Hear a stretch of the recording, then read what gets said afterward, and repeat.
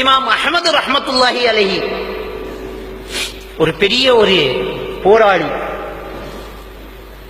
மூளைக்கு படவில்லை என்று சொல்லி ஹதீதுகளை நிராகரிக்கக்கூடிய இன்றைய முஅத்தஸிலா சிந்தனைகள் முளைவிட்ட காலத்து போராளி, குர்ஆன் படைக்கப்பட்டது என்று பகுத்தறிவு வாதம் வைத்தவர்களுக்கு எதிராக போராடிய போராளி இமாம் அஹ்மது பின் ஹம்பல் ரஹ்மத்துல்லாஹி அலைஹி அவங்களுடைய தாய்தான் சஃபியா பின்த் மைமூனா பின்த் அப்துல் மலீக் என்று சொல்லக்கூடிய சஃபியா என்று சொல்லக்கூடிய பெண்மணி. அவங்க கணவன் இல்லாம அனாதையாக இருந்த பிள்ளையத்தான் அஹ்மது ரஹ்மத்துல்லாஹி அலைஹி அவர்களைத்தான் வளர்க்கிறாங்க. அனாதையாகவே வளர்றாங்க. வளர்ந்து அந்த குழந்தைக்கு மார்க்க அறிவை புகட்டுறாங்க, தைரியத்தை ஊட்டுறாங்க. இன்னைக்கு நாங்க அவரை ரஹிமஹுல்லா என்று சொல்றோம். அஹ்மது பின் ஹம்பல் ரஹிமஹுல்லா அவருடைய ஹதீஸ் தொகுப்புகள், கிதாபுகள், எழுத்துக்கள், சட்டக்கலைகள், வாத திறமைகள் இன்னைக்கு நமக்கு கிடைச்சிருக்குது. இதை ஒரு ஆம்பளை வளர்த்த பிள்ளை இல்ல, ஒரு தாய் வளர்த்த பிள்ளை. அனாதையா இருந்த ஒரு பிள்ளைய வளர்த்த விதம், மார்க்கத்தை அப்படியே சொல்லிக் கொடுக்கிறாங்க. அதே மாதிரி தான் இமாம் ஷாஃபி ரஹ்மத்துல்லாஹி அலைஹி அவங்கள தாய் தான் என்ன செய்யறாங்க, சின்ன வயசிலேயே மதீனாவுக்கு சென்று கல்வி அறிவு கட்ட விட்டு, சின்ன வயசிலேயே குர்ஆனை மனனமிட விட்டு, ஹதீதுகளை மனப்பாடம் செய்ய விட்டு, ஹதீது படிக்க போனவருக்கு எழுதுவதற்கு புத்தகம் இல்லை என்று திருப்பி அனுப்பப்பட்ட போது கூட உனக்கு புத்தகம் தேவையில்லை, செவி வழியில் சேர்த்துக்கொள், மனதிலே பதிய வைத்துக் கொள் என்று திருப்பி அனுப்பி உருவாக்கிவிட்ட ஒரு பெரிய ஒரு இமாம் தான் இமாம் ஷாஃபிஈ ரஹ்மத்துல்லாஹி அலைஹி அவர்கள். அதே மாதிரி தான் இமாம் இப்னு ஹஜர் அஸ்கலானி. இமாம் இப்னு ஹஜர் அஸ்கலானி அவங்களை பயிற்றுவித்து வளர்த்து இன்றைக்கு ஒரு பெரிய ஒரு இமாமா இந்த உலகத்துக்கு தந்தது அந்த சஹாபி, அந்த இமாமுடைய சகோதரி சித்துர் ரக்கப் என்று சொல்லக்கூடிய, சித்துர் ரக்கப் என்று சொல்லக்கூடிய அல்லது சித்தி ரக்கப் என்று சொல்லலாம், அந்த ஒரு பெண் தான் சகோதரி ராத்தா தம்பிய வளர்க்கிறார்.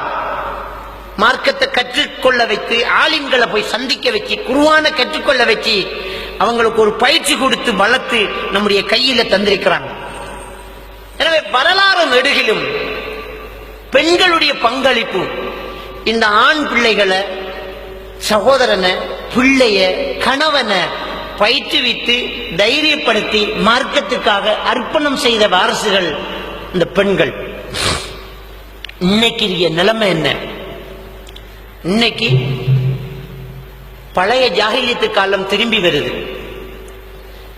பெண் உரிமை, பெண் விடுதலை, பெண் சுதந்திரம் என்ற பெயரில் பெண்களுடைய உரிமைகள் பறிக்கப்படுது. பெண்கள் விளம்பர பொருட்களாக பயன்படுத்தப்படுறாங்க.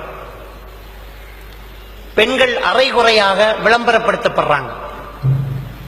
அது பெண் உரிமையாம், பெண் சுதந்திரமாம் என்று இன்றைக்கு நவீன உலகம் சொல்லுது. பெண் இன்றைக்கு விலை மாதுக்களாக மாறிக்கிட்டு இருக்கிறான். பெண்ணுக்கு முடிவெடுக்க முடியாத ஒரு நிலை உருவாக்கப்படுது. பெண்கள் அடக்கப்படுறாங்க. பெண்கள் கருத்து செல்ல முடியாத ஒரு நிலைக்கு உருவாக்கப்படுறாங்க. மகனுக்கு புத்திமயசன்னா பேசாம சும்மா இரு என்று மகன் சொல்ற நிலைமை. புருஷனுக்கிட்ட விளக்கம் சொன்னால் பொட்டச்சிர கதை இங்க வேலை செய்யாது என்று சொல்ற நிலைமை. ஒரு சகோதரி விளக்கம் சொல்ல போனா பொம்பளையில் பேசாம இருக்கணும் என்று சொல்ற அளவுக்கு போச்சு. இந்த நிலையை நாங்க ஏன் மாற்ற இயலாது? மாற்றணும், மாற்றி காட்டணும், நிறைய சாதிக்கணும். அதுக்குண்டான சந்தர்ப்பங்களை நீங்க கையில எடுத்தே ஆகணும். அன்புக்குரிய சகோதரிகளே, தாய்மார்களே, சின்ன வயசுல இருந்தே நாங்க நம்முடைய வாரிசுகளை தயார் செய்யணும். இன்னைக்கு சொல்லுவாங்களே, ஆவதும் பெண்ணாலே அழிவதும் பெண்ணாலே என்று. இன்னைக்கு ஆண்கள் கெட்டு போறதுக்கு ஒரு காரணியாக இருக்கிறதும் பெண்களாகத்தான் இருக்கிறாங்க. ஒரு பக்கத்துல ஆண்கள் நல்ல ஒரு நிலைக்கு வாரத்துக்கு பல காரணிகளையும் பெண்கள் தான் இருக்கிறாங்க. நாங்க என்ன செய்யணும்?